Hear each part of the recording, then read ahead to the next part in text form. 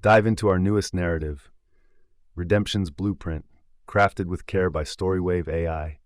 Show your support by liking, sharing, and subscribing for a new story every day. Chapter 1, Echoes of the Past. The night was a shroud, the city's heartbeat a faint murmur against the distant wail of sirens. Standing at the edge of the crime scene, I felt the familiar coil of anticipation in my gut. I'm Grace Hartfield, a name that's become synonymous with recoverability on the force, but there's a history I carry, one that's etched deeper than the scar on my chin or the phoenix tattoo that wraps around my wrist, a symbol of rebirth from ashes that feels more like irony with each passing day. I surveyed the area, my green eyes adjusting to the harsh glare of the floodlights. The derelict building before me was a canvas of decay, walls crumbling like the remnants of forgotten dreams. It was in such forsaken places that the city revealed its true face, and tonight was no exception. James, sturdy as an oak, approached with that thoughtful stare which usually preceded bad news.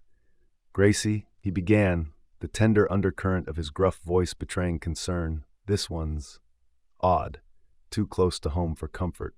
I nodded, fiddling with my badge unconsciously. "Let's hear it." He handed me the file, and the details emerged like specters from my past. Elaborate crimes, a series of them, each bearing an eerie similarity to cases I thought were long buried in the catacombs of my mind.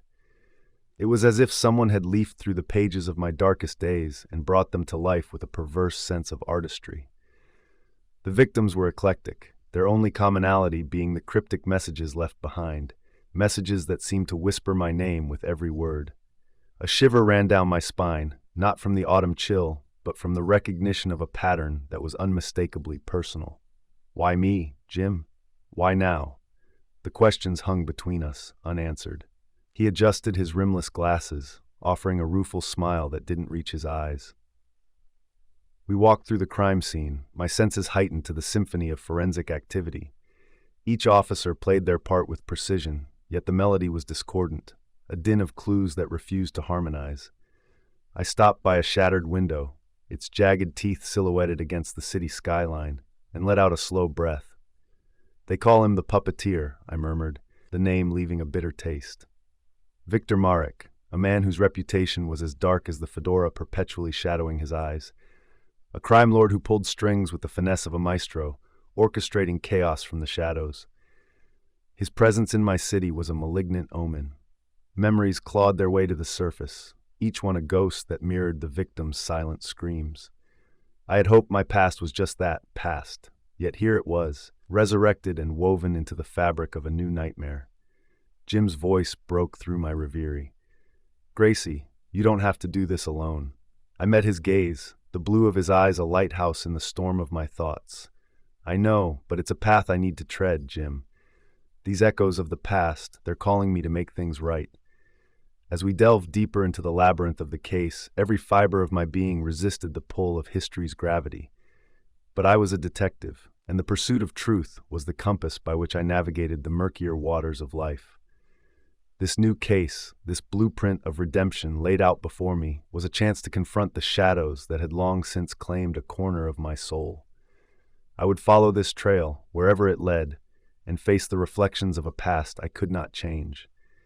But in doing so, I would forge a future that was mine to shape. It was a transformation, not just of the case at hand, but of the very essence of who Grace Hartfield was and who she was meant to become. Chapter 2, Tangled Webs. The morning sun cast a golden glow over the city, its light glinting off the glass towers that stood like sentinels, guarding the secrets of those who dwelled within. In the heart of this urban labyrinth, I found myself in the opulent office of one Reginald Van Cleef, a name that resonated with the kind of power that could make or break lives with a mere whisper. Jim leaned against a mahogany bookshelf, his blue eyes scanning the room with the same meticulousness that he approached every case. "Grace, take a look at this," he called, his voice a mixture of curiosity and caution. I joined him and gazed down at the photograph he held. It was a candid shot of Van Cleef with a woman whose face was all too familiar. She was one of the victims. My heart hammered against my ribs, not from fear, but from the adrenaline that surged with every new revelation. "Friends in high places, huh?" I mused, my tone even. Jim's eyebrow arched in response, a silent acknowledgement of the thorny path that lay ahead. We were interrupted by the man himself, Reginald Van Cleef, striding into the room with an air of self-assured authority. His tailored suit spoke of wealth, his polished smile of influence, and his handshake of a man accustomed to getting his way. "Detective Hartfield, Detective Donovan, what an unexpected pleasure," he greeted us, his voice smooth as silk. "To what do I owe the honor?" Jim took the lead, his approach direct. "We're investigating a series of incidents that seem to have a connection to you, Mr. Van Cleef." The smile on Van Cleef's face didn't falter, but the sharp glint in his eyes betrayed a flicker of annoyance. "I'm afraid you're mistaken, Detective. My connections are purely philanthropic." I stepped forward, my tenacity stealing. "With all due respect, sir, the evidence suggests otherwise." Van Cleef's demeanor shifted, the affability replaced by a cold, calculating presence. "I suggest you tread carefully, detectives. Accusations like these can have consequences." The veiled threat hung in the air, a specter that loomed over us with crushing weight. It was a web of influence and intimidation, and we were now entangled within its silken threads. As we left the office, the city seemed to close in around us, skyscrapers casting long shadows that stretched like fingers across the pavement. Jim and I walked in silence, each lost in thought. It was clear that the case was more complex than we had imagined, its roots reaching deep into the fertile soil of the city's elite. The day wore on, and the investigation continued. Each step forward met with resistance from those who wished to keep their secrets buried. But with each obstacle, I felt a transformation within me, a metamorphosis from the detective I had been to the one this case needed me to be. That evening, as I sat alone in my apartment, the files spread out before me like a puzzle begging to be solved. I could feel the past creeping in around the edges of my consciousness. The victims' faces stared up at me, their silent pleas for justice fueling my determination. I picked up the phone and dialed Jim. "We're going to see this through," I said, my voice steady with conviction. "No matter what it takes." His response was immediate, a reflection of the shared tenacity that bound us as partners. "We've got this, Grace. We'll unravel this web, one strand at a time." As I hung up, I knew that the road ahead would test us in ways we couldn't yet imagine. It would require every ounce of our skill, our courage, and our unwavering commitment to the truth. But whatever challenges we faced, we would face them together, united in our quest for redemption, both for the victims and for ourselves. Chapter 3: Shadows and Doubts. Dusk settled over the city like a cloak, and with it came the whispering chill that seemed to echo the tumult in my spirit. The precinct, usually my harbor against the storm, now felt more like a crucible, testing the metal I wasn't sure I possessed. The walls, lined with the honor and duty of those who served before me, seemed to close in, and I could almost hear the murmur of my past decisions, like ghosts in the wind. "Grace, we need to talk." Jim's voice cut through the murmurs, a sharp note of discord in the evening's symphony. I turned to face him, the lines of his face etched with concern. In his hand he held a file, the contents of which I knew all too well. It was my history laid bare, a litany of decisions, some brave, others I wish I could bury deeper than the dead. We sat in the dim light of my office, the only illumination a lamp that cast long shadows across the room, mirroring the doubts that crept into my thoughts. "Grace, these choices you made." Jim's voice trailed off, the weight of unspoken judgment heavy in the air. I met his gaze, the familiar green of my eyes likely reflecting a storm he had never seen before. "I know what you're thinking, but you weren't there. You didn't see what I saw." He leaned back, his sturdy frame a bastion of the strength I needed now more than ever. "I'm trying to understand, Gracie. But this," he gestured to the file, "this paints a picture that's hard to reconcile with the officer I thought I knew." The words were a punch to the gut, a reminder that no matter how far you run, the past has a way of catching up, of entwining itself in the present, like ivy choking a once sturdy tree. I was different back then, I admitted, the words tasting of ash. I made calls that were questionable, but I did it for the right reasons, for justice. Jim sighed, a sound that seemed to carry the weight of the world. "Justice is more than just an end, Grace. It's about how you get there. And if the path is crooked, then let me straighten it," I interjected, my plea as much for myself as for him. This case, it's a chance for me to set things right, to prove that the officer you know is the real me. The silence that followed was a chasm, stretching between us with the expanse of all that was left unsaid.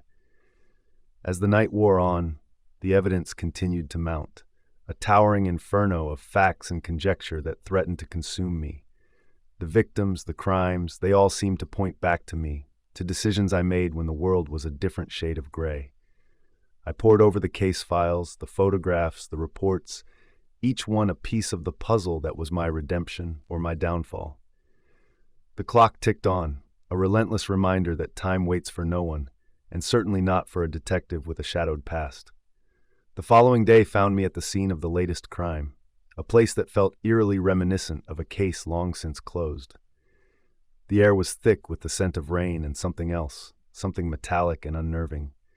The tape flapped in the breeze, a barrier to keep the curious at bay, but for me, it was a gateway to the truth.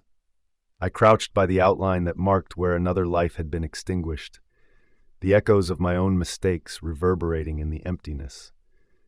It was here, in the stark reality of loss and consequence, that my search for inner peace became more than a quest, it became a necessity.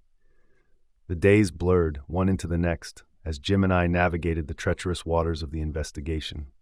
The tension between us ebbed and flowed, a tide influenced by the moon of our shared determination to see justice served.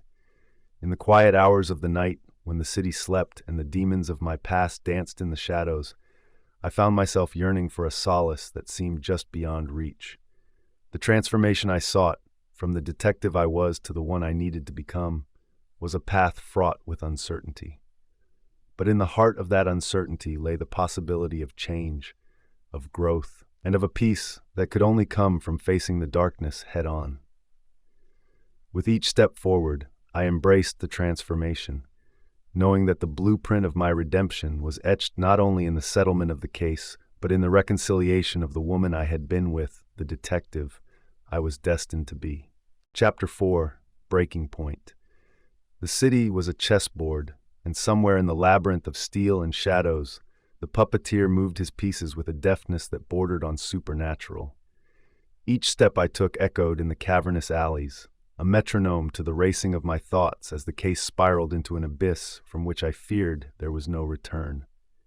In the dim light of an abandoned warehouse, the place where the latest game had unfolded, I stood with Jim, our breaths forming clouds in the chill air. The scene was set with a meticulousness that bordered on artistry, the calling card of Victor Marek. "Are we always one step behind, Jim?" My voice echoed off the walls, a memorial to the frustration that gnawed at my resolve. He ran his hand through his salt and pepper hair, a gesture of fatigue. "Feels like it, doesn't it? But we've got him rattled, Grace. He's getting more daring, leaving more clues." I wanted to believe him, to find solace in the idea that we were inching closer to the endgame. But the truth was as cold and unforgiving as the concrete beneath my feet.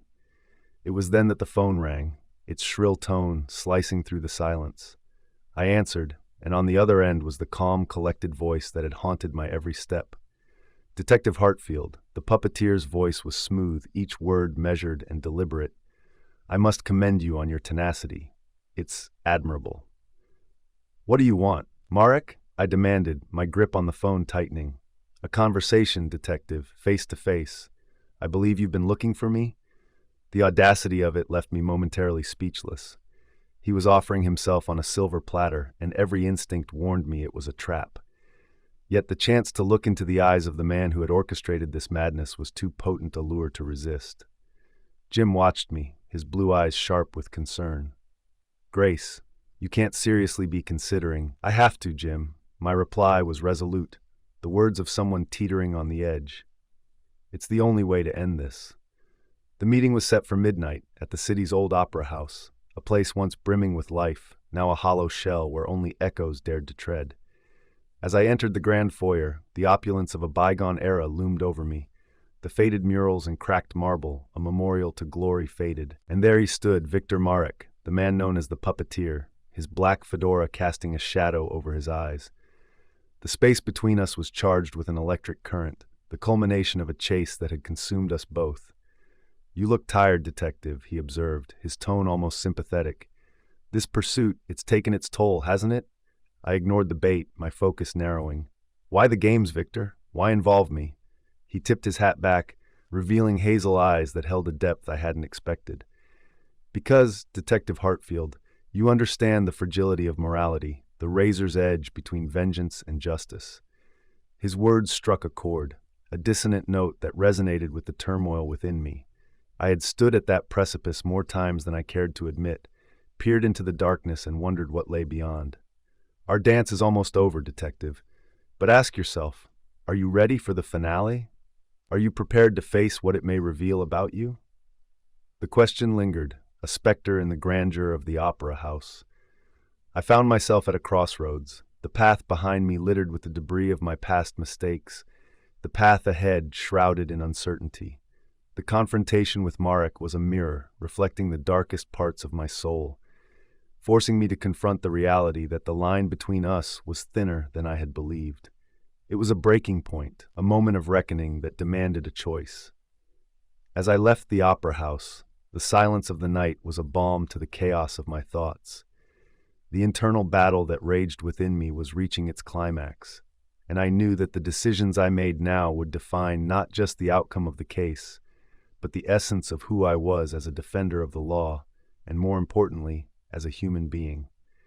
The transformation I was undergoing was not just a pursuit of justice, but a quest for absolution. As I embraced the challenges that lay ahead, I knew that the blueprint of my redemption was not etched in absolutes, but in the ability to recognize the shadows within and to choose the light, even when it seemed an impossible feat. Chapter 5: The Phoenix Rises. The first light of dawn bled across the horizon, painting the city in hues of amber and gold. There I stood, on the precipice of a day that would either define or destroy everything I had worked for. Today was the culmination of our efforts, the sting operation that Jim and I had meticulously planned to ensnare the puppeteer, to finally bring Victor Marek to justice. The warehouse by the docks, a cavernous structure that once heaved with the pulse of industry, now stood silent, awaiting the drama that was about to unfold within its walls. I paced the concrete floor, my boots echoing in the vast emptiness. Jim entered, his sturdy presence a comfort in the sea of uncertainty. "Grace, it's time. Are we ready for this?" I nodded, my staunchness firm. "We've been building up to this moment. Let's bring him down." The plan was a complex tapestry of timing and precision, each officer a thread woven into the fabric of the operation. We were a symphony of silent coordination, every movement purposeful, every breath measured. As the operation kicked off, the tension was as a tangible thing, a thread pulled taut, ready to snap. Jim and I watched from our vantage point as the players took their positions, the bait set, the trap waiting to be sprung. But life, much like the criminals we chase, is unpredictable. The operation twisted like a river suddenly diverted from its course. A tip-off, a whisper in the wind, and our carefully laid plans began to unravel. Marek's men weren't where they were supposed to be, their movements erratic, a chaotic dance that defied our predictions. Jim's voice was steady, a lighthouse in the turmoil. "Grace, we need to adapt now." I felt it then, the surge of adrenaline, the clarity that comes when everything is on the line. "Split the teams. Alpha on my go. Bravo, hold for my signal," I commanded, my voice cutting through the static of the radios. The operation surged forward, a living entity reacting to the chaos with a mind of its own. It was in this maelstrom of action that I found an unexpected calm, the eye of the storm. The phoenix tattoo on my wrist seemed to pulse with life, a reminder of the transformation that was taking place within me. Then, the moment of truth arrived. Marek, the puppet master himself, walked into the trap, his silhouette unmistakable against the backdrop of shipping containers. Our eyes met across the distance, and in that instant, I understood the true meaning of my spirit animal symbolism. It was not just about rebirth from the ashes of my past. It was about rising above the challenges, soaring on wings of newfound strength and determination. "Now," I shouted, and the world erupted into action. Officers poured in from every entrance, a deluge of justice that swept through the warehouse. Marek tried to flee, his composure shattered, but we were faster. We were the flames of retribution that nothing could escape. In the aftermath, with Marek in cuffs and the adrenaline ebbing away, I stood amidst the chaos, a sense of profound peace washing over me. I had faced the shadows of doubt, the weight of my past decisions, and emerged not just unscathed, but stronger. Jim approached, a smile of relief and pride etched across his face. "You did it, Grace. You rose above it all." The words were a balm, and as I looked around at the team, at the faces of those who had put their trust in my leadership, I felt an overwhelming sense of gratitude. This operation, this day, it wasn't just about catching a criminal. It was about the journey I had undertaken, the transformation that had occurred within me. As the sun climbed higher in the sky, its rays illuminating the once dark corners of the warehouse, I knew that this was more than a victory. It was a renaissance of the soul. The phoenix had risen, and with it, so had I. Chapter 6. Checkmate. The city, once a sprawling canvas of light and shadow, had contracted into the singular dimly lit room where I now sat across from Victor Marek, the man whose machinations had held the city in a vice. The air was thick with the musk of old books and the sharp tang of anticipation. This was the heart of the labyrinth, the den of the puppeteer himself, where every wall was lined with tomes whispering secrets of bygone eras. Marek's eyes, normally a calm harbor of hazel, now flickered with the fire of a cornered adversary. He was a portrait of composure, his black fedora resting on the table like a crown discarded in the heat of battle. "You've played the game well, Grace," he began, his voice a silken thread weaving through the tense air. "But do you have the mettle to see it through to the end, to call checkmate?" My fingers traced the grain of the oak table, feeling the grooves and knots that told stories of endurance. "It's not about the game anymore, Victor. It's about the lives you've toyed with, the chaos you've sown." He leaned back in his chair, a slow, deliberate motion that seemed to draw the darkness closer around him. "Chaos is but a perspective, detective. To you, it's anathema. To me, it's a crucible that burns away the dross to reveal truth." I resisted the urge to glance at the two-way mirror behind which Jim stood, his presence an unspoken pillar of strength. "And what truth is that? That you have the right to judge, to manipulate?" A smile, thin and sharp as a razor's edge, crept across Marek's face. "We all judge, Grace. Every choice is a judgment. Tell me, haven't your choices condemned more than they've saved?" The question was a barb, aimed with precision to unravel the threads of certainty I'd woven around myself. But the fabric of my resolve was stronger now, tempered in the fires of trials that had threatened to consume me. "Perhaps they have," I conceded, my voice steady as the heartbeat of the city outside. "But unlike you, I've learned from my past. I've grown, transformed from the ashes of my regrets." Marek's laughter was a discordant melody that clashed against the stillness. Transformation, such a poetic notion. But can a phoenix truly rise anew, or does it merely circle back to the ashes from which it came? I met his gaze, unflinching. "This phoenix has risen with a clarity you cannot fathom, Victor. The game ends tonight." The room seemed to hold its breath as Marek and I locked in our final psychological duel. The shadows around us were mere spectators to a battle that transcended the physical, a war of wills that would seal the fate of more than just the two of us. It was then that the door burst open, and in a cascade of motion, officers flooded the room. Marek stood, the realization of his defeat etching into his features as the handcuffs clicked around his wrists, a symphony of finality. As he was led away, his last glance held a question, a silent inquiry into the nature of the victory he had ceded. I didn't need to answer. The truth was written in the resolve of my colleagues, in the relief of a community that could finally exhale after being held captive by fear. In the aftermath, as the dawn began to paint the sky with strokes of pink and orange, the true extent of my journey came into the light. The transformation I had undergone was not mine alone. It rippled through the ranks of the force, a wave of inspiration that promised renewal. Jim joined me as I watched the sunrise from the precinct steps, the city awakening to a new day. "You did it, Grace. You really did." I turned to look at him, his rugged features softened in the morning glow. "We did it, Jim, together." And as I stood there, the phoenix on my wrist catching the first light of day, I knew that the blueprint of my redemption had been etched not in the victories I had claimed, but in the strength I had found to rise, time and again, from the doubts and darkness that had sought to claim me. Checkmate. Chapter 7. A New Dawn. The city awoke, stretching beneath the pastel hues of an early morning sky, its streets silent but for the chorus of birds heralding the day. I stood on the balcony of the precinct, the cool breeze a gentle caress against my skin. The cityscape sprawled before me, a tapestry of life that continued unabated, yet now it breathed easier with Victor Marek, the puppeteer, confined to a cell. The door behind me creaked open, and James stepped out, his familiar frame silhouetted against the fluorescent light of the hallway.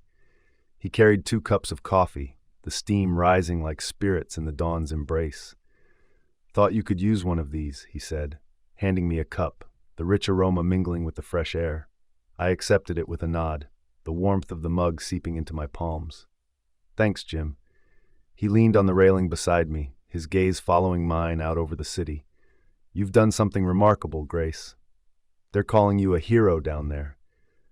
The title sat uneasily on my shoulders, a mantle I never aspired to wear. "I just did my job, nothing more. It was a collective effort."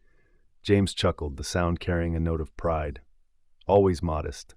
But you've given this city something invaluable, hope."